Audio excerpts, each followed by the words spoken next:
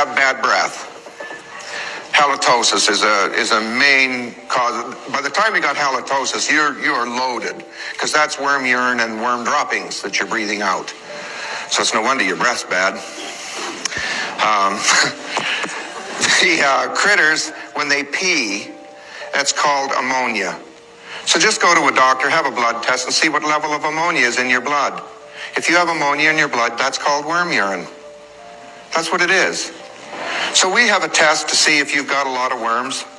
If you're on a fast and you're fasting and you're on a diet and you get a headache, you got the headache because the worms are all peeing, trying to get you to eat something else. They're trying to make you sick so you'll get off of what you're doing and start eating. So you take some arginine and orthodine, and in a matter of 20 minutes, if the headache's gone, you've neutralized the worm urine and you know that you're loaded. All children that have little tiny pimples on the backs of their arms or little tiny pimples here on the edges of their cheeks have 5 varieties of critters in them. 5 varieties. It's time to deworm and it's time to get them out. Now what I found out is that vibration and frequency is everything. It is literally everything. If you take an aspirin, it changes the way you vibrate. And so it blocks the nerves so that you can't feel pain. If you take deworming programs, you change your vibration, and you change your vibration so dramatically that the worms and parasites either have to get out of you, this is no longer a good home, or they die in you.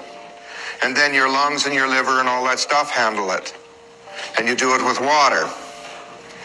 And out of all of this, I handled my cancer, my stomach and esophagus cancer, which is a terminal problem. I am the only, that I know, survivor of stomach and esophagus cancer in this nation. I'm the only one that I know. All right? I did it with frequency.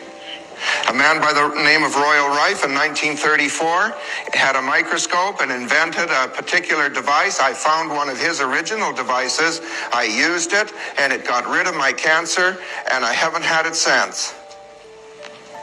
Now that was in 1934. So you can see what they've held from you. So what we did is we looked at Nikola Tesla. We looked at all his equipment. We did all his stuff. And I went out searching out original pieces of his equipment. I own more pieces of original Tesla equipment than any other human that I know. And so using